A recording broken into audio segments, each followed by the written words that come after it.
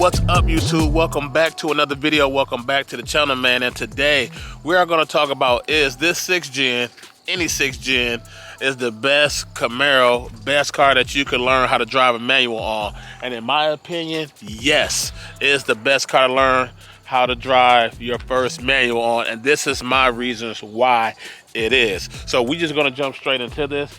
And the first thing first, I would say that one thing about this car that makes it real easy versus when I drove multiple other manual cars, and I'm just going down the list of what cars I have driven so far. So that started off with the Toyota MR2, which was a mid-engine type of car.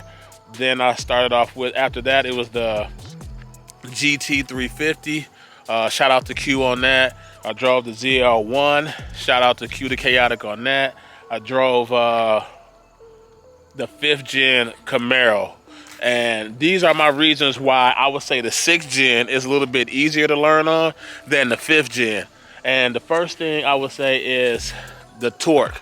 The torque that these Camaros make out of factory makes it very easy to get the car moving. It makes it very easy to enjoy first gear, because when I first learned on a Toyota MR2, the first gear was horrible in the MR2. And the reason why is, like, as soon as you get to 20 miles an hour, you have to hurry up and get out of it. The first gear in these cars, as soon as you get to 40 miles an hour, then you can switch to the next gear. So you at least already up to speed in first gear, which is pretty crazy. By the time you max out second gear, you're already breaking the speed limits anyway. But that is the first thing I would say, that if you're new to driving manuals, what I have learned so far after my experience of driving multiple cars with a lot of horsepower, with some of the similar horsepower and some with not that much horsepower, is that horsepower in a manual car actually makes it easier to drive a manual. It gets the car moving. So the second thing I would say that why the Camaro is easier is the clutch.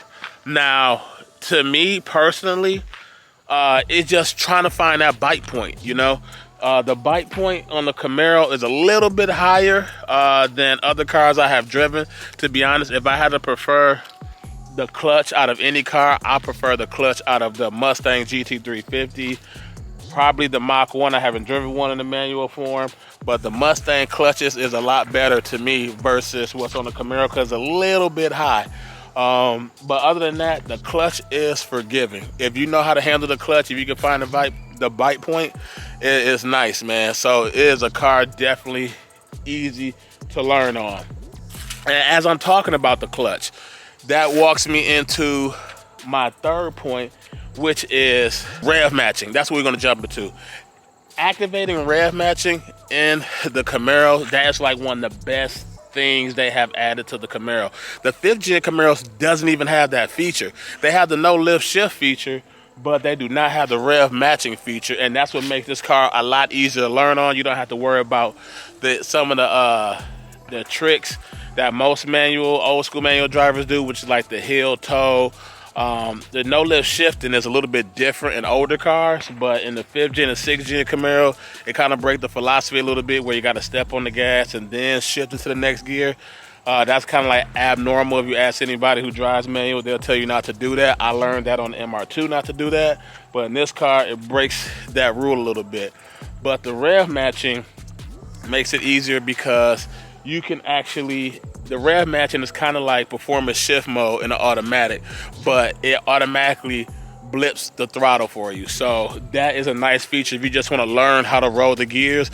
Rev matching, which actually helped me get home. That was 200 miles when I picked up this car. So rev matching helped out a lot. It's a nice feature. Not all cars come with rev matching, but if you can get it as a first-time manual owner, that is something that's nice to get and nice to have. Also, the last thing I would say that makes it easier to drive a manual, or that it is the reason why these Camaros are easier to learn on, easier to drive on, and I would recommend anybody get a manual, don't run away from it, it's the short throw shifters. A lot of people in the 5th gens will have to change it. I know a few people that had JDM cars, they had to change the shift now to a short throw shifter, and it's this nice outside the box out of the box from factory that you get a short throw shifter. Yeah, it feels a little bit different where in the regular, it's still an SS, but in the regular SS, without the One Elite package, you have a leather feel, where this one here has like the Alcantara feel, which I prefer because it's better for if your hands get sweaty, you can kind of grip it a little bit better.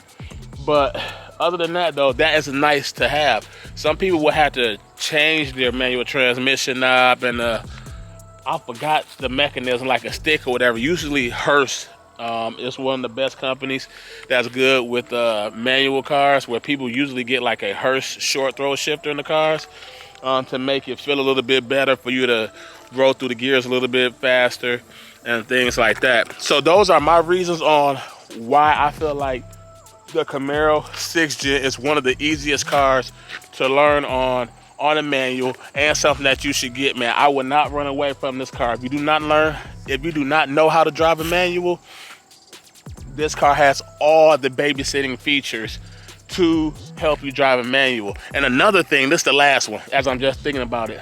This car even tell you what gear you're in.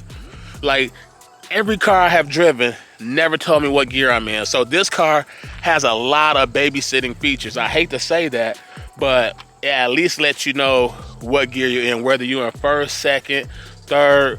And on top of that, if you miss a gear, it will flash red and cut the fuel off, or the air to fuel ratio on this car, so you're not going to get no power out of it. The car and the technology is smart enough for that. So that's what leads me to, like, this car has way more babysitting features than you can imagine, versus if you would have jumped in an old school manual car, you would not be able to make it home. This car will make sure you get home. But the old school manual cars from the MR2, that was an unforgiving car. The GT350, it don't tell you what gear you in. You better know what gear you in. And it's like more of a feel, like race car feel. The ZL1s, the older ones, and the newer ones. The newer ones is like this one, of course, so you can get the ZL1 home. But the 5th Gen Camaros, you better know which gear you in, otherwise you ain't making it home. There's no babysitting features at all to let you know what gear you in. So that is nice. That's my reasons on, if you decide to get a Camaro in a manual form, don't run away from it, man, because I explained to you like all the hidden features. Well, not really hidden features, but all the features that make sure that you will not fail at driving a manual. Some people would think after a couple months that you're a professional, and then you can share with them. As you see through this channel, I've been sharing with you guys my journey on my first time owning a manual car and what I have been doing with and how far I came. So if I can do it, you can do it, man. So if y'all like this video, be sure to hit that like button, be sure to subscribe, and I'll see you guys in the next video.